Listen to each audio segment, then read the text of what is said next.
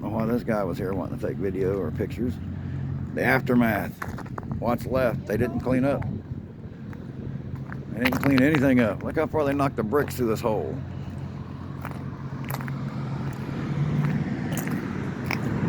Investigator Amy on that side taking care of things. Car parts. And that car must have been hauling ass. Come to find out, it wasn't just a crash, it was a police chase. The police were chasing them and one person got away.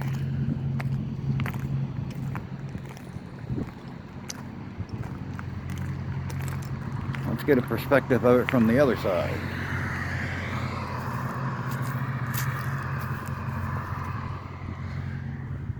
Tire tracks.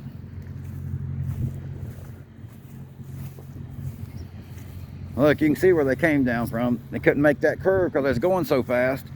And wham, right through the hole.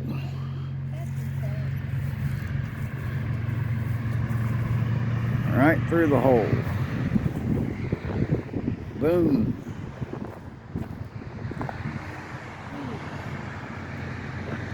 And that's the end of that.